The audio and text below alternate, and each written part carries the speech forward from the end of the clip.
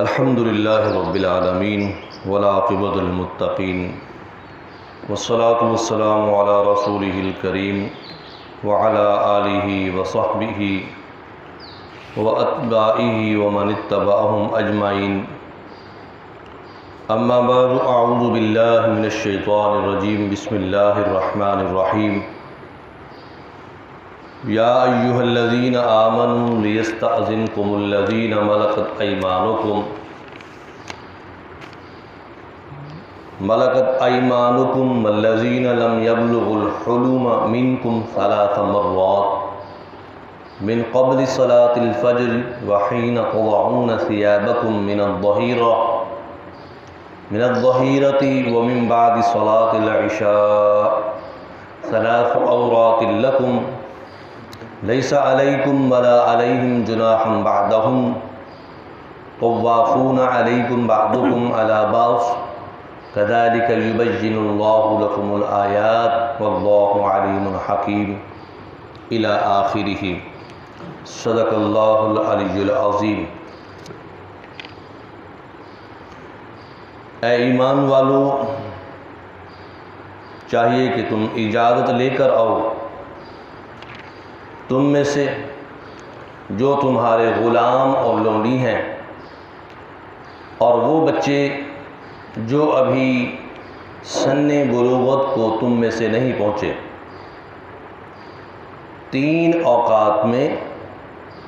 فجر کی نماز سے پہلے اور دوپہر جس وقت تم اپنے جسم کے کپڑے اتار رکھتے ہو اور نماز عشاء کے بعد، یہ 3 اوقات تمہارے پردے کے ہیں، نہیں ہے تمہارے لیے اجازت ان میں بغیر اجازت کے داخل ہونے کی، اور ان اوقات کے علاوہ میں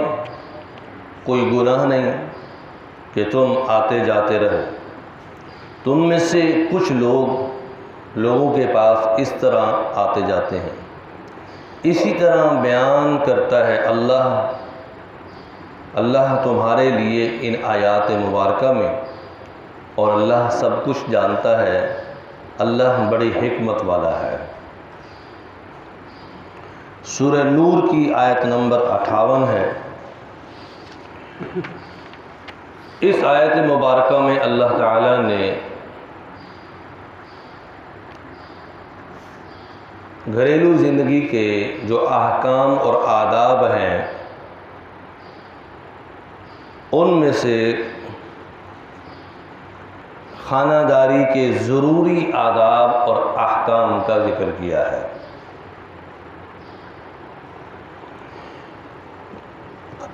اور ساتھ فرمایا کہ اگر ان کی پابندی کی جائے گی تو اس سے ہر گھر کے اندر امن اور آپس میں خانہ داری کے معاملات کے اندر پرسکون زندگی گزاری جائے گی، اور اگر ان کا خیال نہ کیا جائے، ان کی پاسداری نہ کی جائے، احکام کی حکم عدولی اور ادب کے خلاف کام کیا جائے، تو پھر خانہ داری کے جو معاملات ہیں، نظام زندگی ہے، اس کے اندر اللہ تعالیٰ نے ہر انسان کا جو ایک پردے کا معاملہ رکھا ہے، جس پردے کے تحت سینکڑوں معاملات ہر آدمی کے دوسرے سے مخفی ہیں، جس سے گھروں کا نظام ایک پرسکون پر اطمینان زندگی سے گزرتا ہے، وہ ختم ہو جائے گا۔ ہوتا یہ تھا کہ رسول اکرم صلی اللہ علیہ وسلم کے دور میں صحابہ کرام کے جو گھر تھے وہ چھوٹے چھوٹے گھر ہوتے تھے، بعض گھروں کی تو حویلیاں بھی نہیں ہوتی تھیں، صرف کمرے ہوتے تھے، اور بعض گھروں کے اندر 4 دیواری ہے، کمرے ہیں لیکن دروازے نہیں ہوتے تھے، اور بعض گھروں میں دروازے ہوتے لیکن دروازوں پر پردے اور دروازوں کی کنڈیاں نہیں ہوتی تھیں۔ بس اسی طرح رات کے وقت میں دروازہ بند کیا، اینٹ رکھ دی، پتھر رکھ دیا کہ دروازہ بند ہو گیا۔ اور بعضوں کے پردے ہی نہیں ہوتے تھے،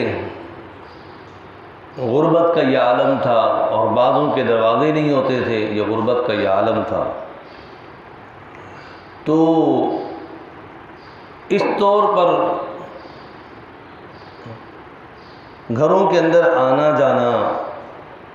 رشتہ داروں کا، غلاموں کا اور لونڈیوں کا لگا رہتا تھا۔ تو بعض دفعہ ایسا ہوتا تھا کہ ضرورت کے لیے آدمی گھر میں داخل ہو جاتا، اور آگے جو ہے وہ میاں بیوی سوئے ہوئے ہیں پردے کی حالت میں، گھریلو معاملات، گھریلو حالت کی صورت میں، اور یہ اوپر سے داخل ہو گیا، اس نے اجازت نہیں مانگی، دروازہ نہیں بجایا۔ اور حدیث پاک میں ہے کہ حضور صلی اللہ علیہ وسلم نے ایک انصاری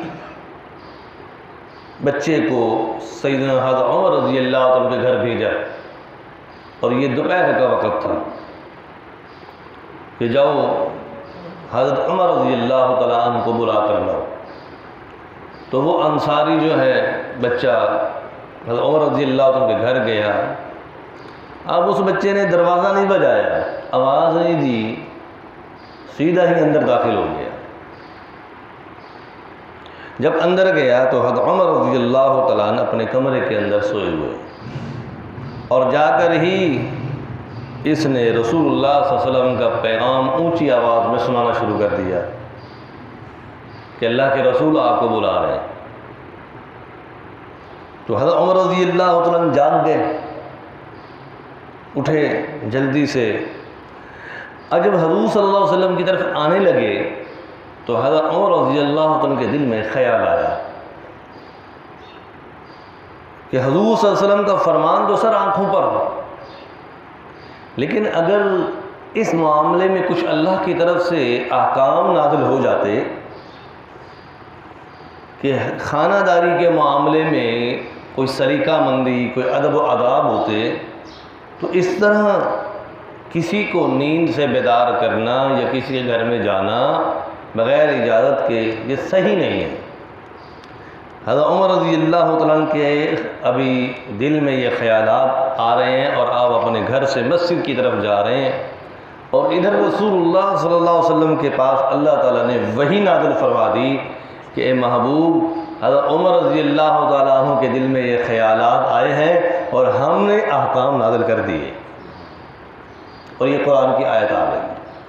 آپ جب حضور کے پاس آئے حضرت عمر رضی اللہ تعالیٰ عنہ، تو حضور نے فرمایا عمر مبارک ہو، جو تم نے سوچا اللہ نے تمہاری خیر کی سوچ کو قبول کیا، اور قرآن کی آیت میں خانہ داری کے آداب نازل فرما دیے۔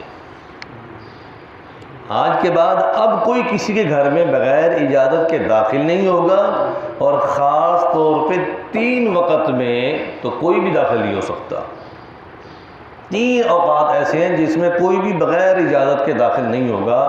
ایک وقت قبل صلاۃ الفجر، رات عشاء کے بعد رات کا حصہ، کہ رات میں گھر کے فیملی سوئی ہوئی ہے، خواتین سوئی ہوئی ہیں، آدمی مرد سوئے ہوئے ہیں، اب بغیر اجازت کے اندر داخل ہو جانا، بغیر اجازت لیے اندر آ جانا، تو یہ منع ہے۔ اسی طرح وَحِينَ تَضَعُونَ ثِيَابَكُم مِّنَ الظَّهِيرَةِ، دوپہر کا وقت، یہ بھی بعض لوگوں نے اپنے لیے ایک عادت ترتیب بنائی ہوئی ہے کہ روزانہ دوپہر کو انہوں نے آرام کرنا ہے۔ زیادہ تر لوگ جو ہے دوپہر کے وقت آرام کرتے ہیں، 1 گھنٹہ 1.5 گھنٹہ 2 گھنٹے سوتے ہیں۔ تو دوپہر کے وقت میں بھی بغیر اجازت کے داخل نہ ہونا، کیونکہ اس وقت میں فرمایا وَحِينَ تَضَعُونَ ثِيَابَكُم مِّنَ الظَّهِيرَةِ، جس طرح گرمی کا موسم ہے، گرمی کے موسم میں دوپہر میں آدمی باہر سے آیا، اس نے آ کر قمیض اتار دی، غسل کیا، پسینہ پسینہ ہے، تہبند باندھ لیا، بنیان پہن لی یا بنیان بغیر پہنے گھر میں لیٹا ہوا ہے، آرام کر رہے ہیں۔ اب اوپر سے کوئی عزیز عورت ہے یا کوئی غلام ہے یا کوئی اور عزیز ہے بغیر اجازت کے اندر آ گیا تو اس سے منع کیا گیا ہے۔ وَحِينَ تَضَعُونَ ثِيَابَكُم مِّنَ الظَّهِيرَةِ، اور یہ حکم اب بھی موجود ہے، یہ صرف اس دور کے لیے نہیں، اب بھی ہے کہ الگ گھر ہے پھر تو کوئی مسئلہ نہیں، جس طرح بڑے گھر ہیں، بڑے گھر کے اندر 3 بیٹے 3 بہوں پھر ان کی اولاد پھر پوتیاں پھر پوتے، تو اب اس پوری بڑی فیملی کے اندر جو ہے ہر ایک آدمی اپنے اپنے کمرے میں ہے، تو ہر ایک کے کمرے میں جب آدمی جائے تو پہلے اجازت لے، دروازہ کھول کر اندر داخل ہو جانا، بغیر بجا کر جانا، بغیر اجازت لے کر جانا یہ منع ہے۔ پتہ نہیں اندر میاں بیوی کس حالت میں سوئے پڑے ہیں۔ اور پھر دوپہر کا وقت ہے، قرآن کہتا ہے کہ آدمی اپنے آپ کو سکون دینے کے لیے قمیض کرتا اتار دیتا ہے۔ وَمِن بَعْدِ صَلَاةِ الْعِشَاءِ، تو ایک فجر سے صبح کا وقت، فجر سے پہلے یعنی جس طرح تہجد کا وقت ہے یا جو ہے فجر کی نماز کے بعد کچھ لوگوں کا معمول ہوتا ہے، اسی طرح عشاء کے بعد کا وقت،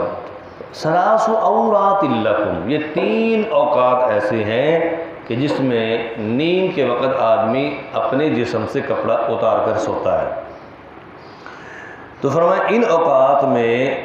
نہ مرد کو اجازت ہے داخل ہونے کی، نہ عورت کو اجازت ہے، نہ غلام کو اجازت ہے، نہ باندی کو، یہاں تک کہ ان 3 اوقات میں چھوٹا بچہ نابالغ اس کو بھی اجازت نہیں ہے، کیونکہ وہ کمرے میں داخل ہو کر وہ بھی تو آنکھوں سے دیکھے گا کہ وہ سویا ہوا ہے اور اس کے سونے کی ایسی کیفیت ہے۔ اور پھر النوم کمثل الموت، النوم اخت الموت، نیند وہ تو موت کی بہن ہے،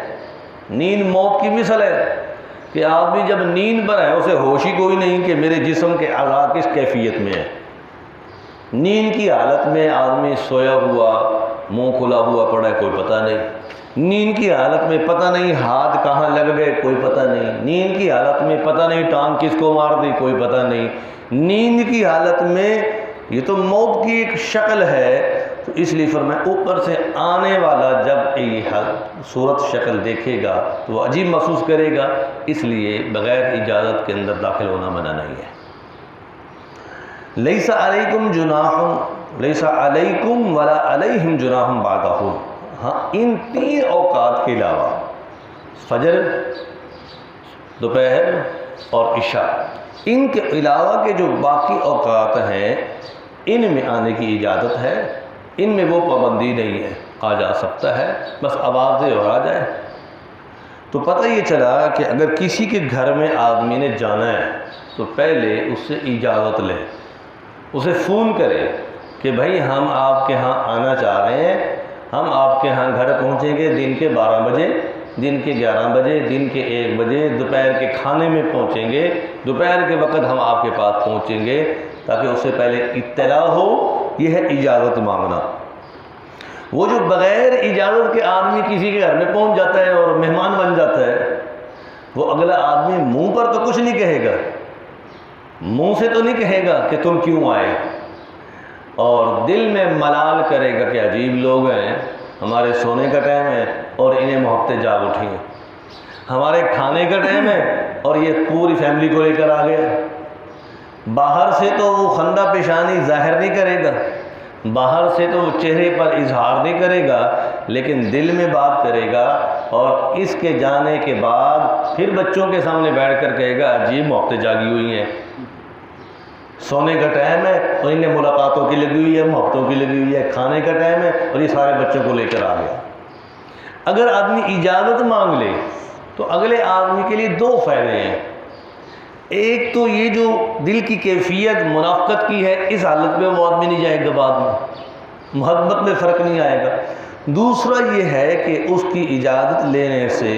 یہ اپنی گنجائش کے مطابق، وسعت کے مطابق، کھانے کا ٹائم ہے کھانا بنائے گا، پانی بنائے گا، چائے بنائے گا، جو اکرام کر سکتا ہے اپنی وسعت کے مطابق، اپنی سوچ کے مطابق مشورے سے کر لے گا۔